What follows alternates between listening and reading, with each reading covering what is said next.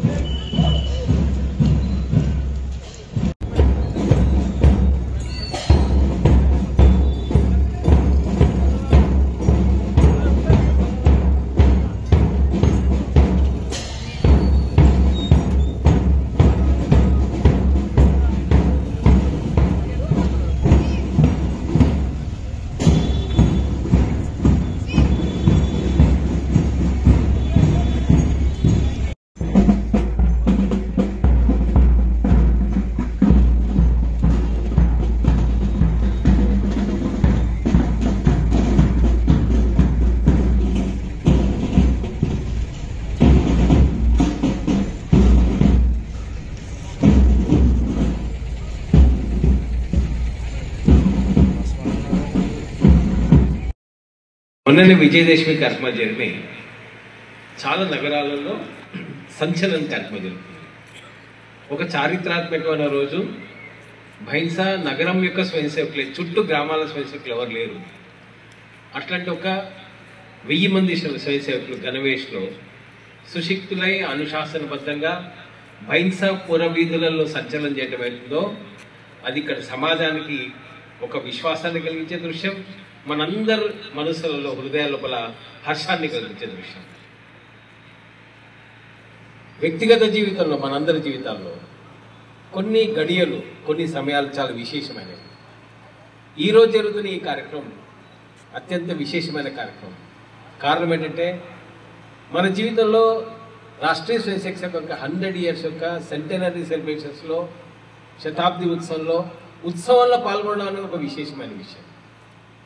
ఈరోజు ఈ దృశ్యం కనబడడానికని 100 సంవత్సరాల పాటు మౌన తపస్సుని ఆచరించిన అనేక మంది పరిపూర్ణ డాక్టర్జీ పరిపూర్ణ గురుజీతో ప్రారంభించి వేలాది మంది స్వయం సేవకులు తమ జీవిత సర్వస్వాన్ని కూడా ఈ రాష్ట్ర కార్యక్రమానికి సమర్పించి జీవన వ్రతంగా రాష్ట్రీయ స్వయం సేవక సంఘాన్ని కార్యాన్ని స్వీకరించి లక్షల మంది గృహస్థ కార్యకర్తలు దేశవ్యాప్తంగా అవిశ్రాంతంగా కృషి చేసిన కారణంగా నిర్మితమైన ఒక భవ్యమైన దృశ్యాన్ని చూసే అదృష్టం మనందరికీ లభించింది.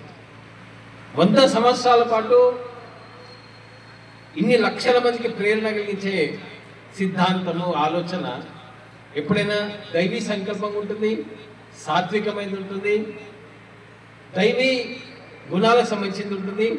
ఆ రకంగా ఇది ఒక దైవీ శక్తి యొక్క ప్రదర్శన ఈరోజు దేశం జరుగుతుంది. అందులో మనందరూ ఉన్నాం. ఈ దృశ్యాన్ని రాష్ట్రీయ స్వయం సేవక సంఘ నిర్మాత పరిపూర్ణ డాక్టర్జీ దీన్ని నిలబెట్టాలనుకున్నారు. కానీ ఈ దృశ్యాన్ని ఈ దేశం నుంచి పనిచేసిన అందరూ సాధు సంతులు, మహాత్ములు, విప్లవకారులు, అట్లాగే గొప్ప ఈ జాతికి మార్గదర్శన నేతలు అందరూ, వాళ్ళందరూ ఆలోచించి ఊహించిన దృశ్యం.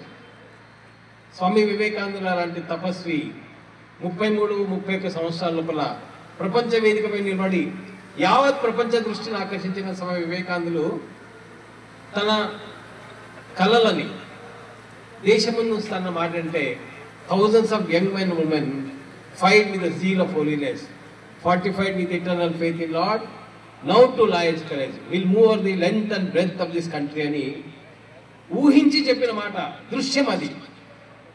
ఆ యొక్క తపస్సు అన్న మాట ఏంటంటే, రాబోయే కాలంలో లక్షలాది మంది యువతీ యువకులు fight with the zeal of holiness, పవిత్రమైన హృదయంతో, భగవంతుడి ఎడల అచంచల విశ్వాసంతో, ఈ సమాజం ఎడల సేవ చేయాలని ఒక దృఢ సంకల్పంతో నిర్మాణమైన సింహ పరాక్రమవంతులై ఈ దేశంలో సంచరిస్తారు. ఆ రోజు వస్తుందని చెప్పేసి వివేకానందుల వారు తమ తపశక్తితో ఈ భవిష్యత్తును ఎట్లా ఊహించారో ఆ ఊహని సాకారం చేయడానికే రాష్ట్రీయ స్వయం సేవక సంఘం యొక్క పని. ఈరోజు ఈ రకమైన కార్యక్రమాలు యావత్ భారతదేశంలో జరుగుతున్నాయి. ఒక సంస్థ 100 సంవత్సరాలు ఉండడం అనేది చాలా విశేషమైనది. మన దేశంలో చాలా సంస్థలు పనిచేశాయి. 50 సంవత్సరాలు, 75 సంవత్సరాల తర్వాత అలసట వచ్చే అవకాశం ఉంటుంది, జనరేషన్స్ మారుతాయి. కానీ రాష్ట్రీయ స్వయం సేవక సంఘం యొక్క కార్యకర్త, ఇప్పుడు జనరేషన్ల కార్యకర్త, 9వ తరగతి 10వ తరగతి యంగ్ మైండ్ కూడా వరపడిన డాక్టర్ హెడిగే వారు ఎంత డైనమిక్గా ఆలోచించారో, ఎంత డెడికేటెడ్గా ఆలోచించారో, ఎంత సమర్పణ భావంతో జీవించారో, ఎంత త్యాగ భావనతో ఈ దేశం ఎడల, ఈ భూమి ఎడల, ఈ సంస్కృతి ఎడల ఏ శ్రద్ధని వాళ్ళు కలిగి ఉన్నారో అదే శ్రద్ధని ఈ తరంలో ఉన్న చిన్న యువకులు కూడా కలిగిన ఒక విశేషమైన సందర్భాన్ని దేశమంతా చూస్తుంది. కొద్దిమంది వ్యక్తులు, ఒక 10-15 మంది 9th క్లాస్ 10th క్లాస్ పిల్లలతో 1925 ప్రారంభం చేసిన ఆర్ఎస్ఎస్ శాఖ, ఇది విశేషమైన ప్రగతి. ఒక విశేషం ఏంటంటే, ప్రపంచంలో ఏ సంస్థ ప్రారంభమైనా ముందు దానికి ఒక పేరు ఉంది, ఒక ఆఫీస్ ఉంది, ఒక ఫండ్ ఉంది, ఒక రిజిస్టర్డ్ సొసైటీ ఉంది, ఒక మెంబర్షిప్ ఉంది. ఏది లేకుండా కేవలం దైవ సంకల్పంతో సత్సాంగత్యం లాగా స్టార్ట్ చేసిన ఆర్ఎస్ఎస్లో పిల్లలందరూ కలిసి మేము ఈరోజు సంకల్పిస్తున్నాం, హిందూ సమాజాన్ని సంఘటిత సమాజంగా నిలబెడతాం.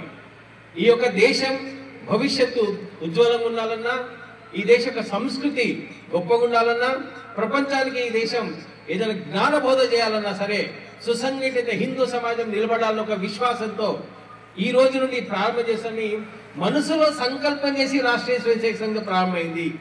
ఆర్ఎస్ఎస్ కి ఆఫీస్ లేదు, డబ్బు లేదు, ఆర్ఎస్ కి లీడర్షిప్ లేదు, ఆర్ఎస్ యొక్క ప్రచారం లేదు, ఆర్ఎస్ యొక్క బుక్లెట్ ప్రింట్ కాలేదు. 1939లో ఫస్ట్ బుక్ ఆర్ఎస్ఎస్ ప్రింట్ అయింది, వి అవర్ నేషన్ డిఫైన్డ్ అని. పుస్తకం లేకుండా, డబ్బు లేకుండా, ఆఫీస్ లేకుండా ప్రపంచ యావత్ చరిత్ర లోపల ఒక భవ్యమైన ఒక సంస్థ నిర్మాణము చరిత్రలో అరుదైన విషయము. ఆ అరుదైన విషయాన్ని వరపూజ డాక్టర్ జి రాష్ట్రీయ స్వయం సంఘంలో ప్రారంభం చేశారు. వారు 40 వరకు జీవించారు, 50 సంవత్సరాల వయసులో మరణించారు. ఆయన గొప్ప డాక్టర్ అయినా ఆ సమయం లోపల అలోపతి డాక్టర్స్ లోపల ఆయనకి సుమారుగా బర్మా గవర్నమెంట్ ఒక 1000 రూపాయల శాలరీ 1921 ఇస్తారన్న కూడా నిరాకరించి బ్రహ్మచారి ఉండి నా జీవితం మొత్తం కూడా ఈ దేశ సంస్కృతికి సమర్పణ చేస్తానని చేసి నిర్ణయంతో ఆయన తపస్సును ఆచరించి ఒక రకంగా ఏదైతే పని ప్రారంభించారో ఆ తదుపరి వచ్చిన వనపూర్షి గురూజీ బనారస్ యూనివర్సిటీలో ప్రొఫెసర్ అయ్యండి. గుజరాత్ యొక్క శంకర పీఠానికి శంకరాచార్య కావాల్సిన వ్యక్తి, మంచి ఆధ్యాత్మిక సాధన ఉన్న వ్యక్తి.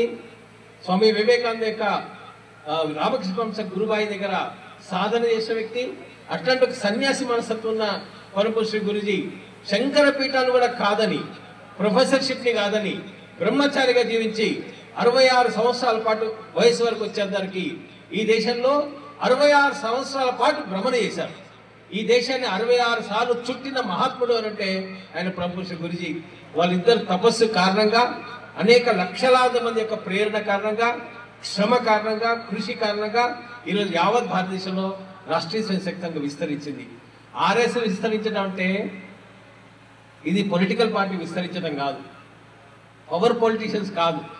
రాష్ట్రీయ స్వయం సంఘం విస్తరించదంటే దేశ సంస్కృతి శక్తివంతమైనట్లు లెక్క.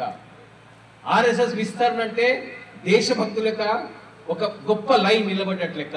ఫ్రంట్ లైన్ డిఫెన్స్ అవుతుంటే దేశం లోపల ఏ సమస్య వచ్చినా, ఏ ఆపద వచ్చినా, ఏ ఉపద్రవం వచ్చినా, ఎక్కడ ఏం జరిగినా సరే, నా హిందూ దేశంలో నా దేశ సంస్కృతి పైన ఏ ఆఘాతం జరిగినా సరే నేను ముందు నిలబడతాను. నిలబడే వ్యక్తుల యొక్క పరంపరనే రాష్ట్రీయ స్వయం సంఘం.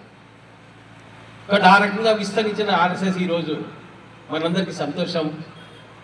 ఒక్క స్థలంలో పరిమితమై లేదు. ఒకప్పుడు భైన్సాల లోపల ఒక శాఖ జరిగేది, తాలూకాలో ఒక్కొక్క ఊర్లో ఒక్కొక్క శాఖ జరిగేది, మనుషుల మీద రాకపోయేది. అయినా నిరుత్సాహపడకుండా ఈ యొక్క అడవి ప్రాంతంలో నిరంతరం కృషి చేస్తున్న తర్వాత ఈరోజు ఈ దృశ్యం ఎక్కడికి చూస్తున్నామో, మొన్న జరిగిన విజయదశమి కార్యక్రమం లోపల ఈ దేశంలో మొదటిసారి 1,00,000 స్థలాలలో రాష్ట్రీయ స్వయం సంఘం యొక్క విజయదశమి కార్యక్రమం జరిగింది. ఇదే భగవద్వజం ఛాయలో సంఘటితమైన హిందూ సమాజం, అనుశాసనతో ఉన్న హిందూ సమాజం, శ్రద్ధతో ఉన్న హిందూ సమాజం 1 కోటి మంది 10 రోజుల క్రితం ఇదే భగవద్వజ ఛాయలో కూర్చొని దేశము, సంస్కృతి గురించి, ధర్మం గురించి తమ కర్తవ్యాన్ని గుర్తు చేసుకుని ఒక అరుదైన సందర్భం మొన్న విజయదశమి కార్యక్రమం యావత్ భారతదేశంలో జరిగింది. విశేషమైన కార్యక్రమం ఒకటి జరిగింది ఇండోర్లో. 40 లక్షల జనాభా ఊరిది మధ్యప్రదేశ్ ఇండోర్లో. ఈ రోజు ఎట్లయితే బైసా నగరం సంచలనం చేసిందో, మొన్న జరిగిన సంచలనంలో అక్కడ 1,40,000 మంది గణవేషధార స్వయంసేవకులు ఆ ఊర్లో గణవేష్ చేసుకొని బయలుదేరారు.